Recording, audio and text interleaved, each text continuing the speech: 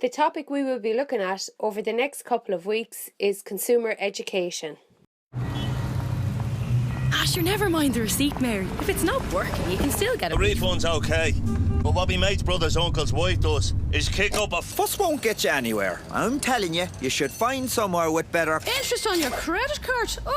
Oh, you'll be paying it out of your pension, so you will. Getting the right information isn't always easy. For clear guidance on consumer rights and on personal finance, contact the National Consumer Agency. At the end of this session, you will be able to comprehend why we will study this topic, identify the content of the topic, understand the method of learning to be used, and appreciate how we achieve cross-curricular themes.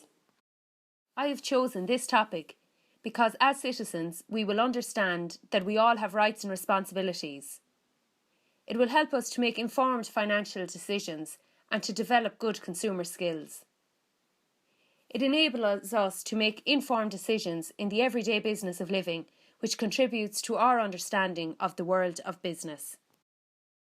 During the course of this topic, we will be looking at the following. What is a consumer?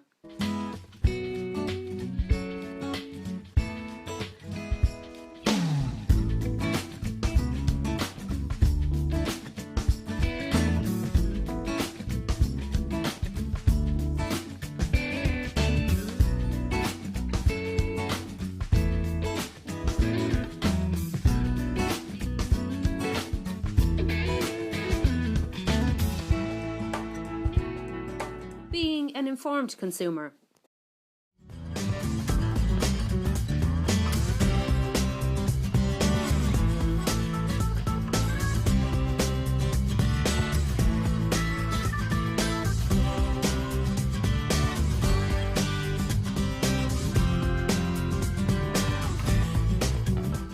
What rights does a consumer have?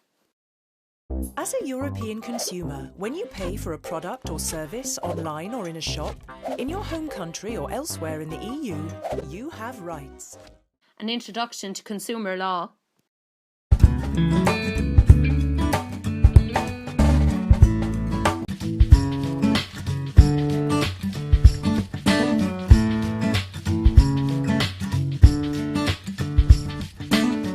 The 3 R's: repair, replacement and refund, valid and non-valid complaints.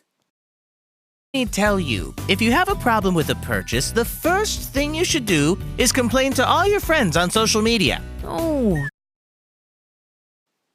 Where and how to complain. And do it as soon as possible because some stores offer limited time for returns and refunds. If your problem is not resolved on the first try, ask to speak with a supervisor or manager. Sometimes it's just a matter of knowing who to talk to in order to resolve the issue.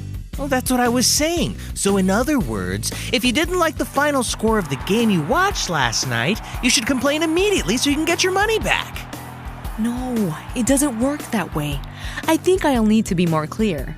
Look, Professor, if for example you buy a television set and you carefully take it home, then you unpack it and the screen is cracked, then you should make a complaint at the place where it was purchased. Back to the topic of how to file a complaint. You should meet my friend Luis. He's an expert at complaining. Professor, so if the complaint is not resolved after contacting the seller, you should begin a formal process by writing to the business in question and express your complaint following these recommendations. 1. Start by keeping a record of everything that's happened. 2. Contact the seller or manufacturer. Explain the problem in detail but be brief and to the point, and state whether you want a refund or exchange and how long you're willing to wait for a response. Don't be threatening or rude. That won't help you. Provide your name, address, and your phone number so they can contact you. 3. If the problem does not get resolved, there are various other options that you can consider, like contacting trade associations or national consumer organizations. Credit notes, working out best value, and the importance of receipts. There will be many opportunities when covering the topic of consumer education to establish cross-curricular links with English. Our skills of formal letter writing will be improved when we write letters of complaint for the faulty goods which we received. We will also develop our mathematical skills when we consider and calculate the best value of the various products. Over the course of this topic, we are going to use the jigsaw technique. The class will be divided in 5 or 6 person jigsaw groups. I will appoint one student from each group to be the leader. The topic will be divided into 5 or 6 segments. Each student will be assigned one segment. Each student will be given time to individually look at and consider the topic assigned to them.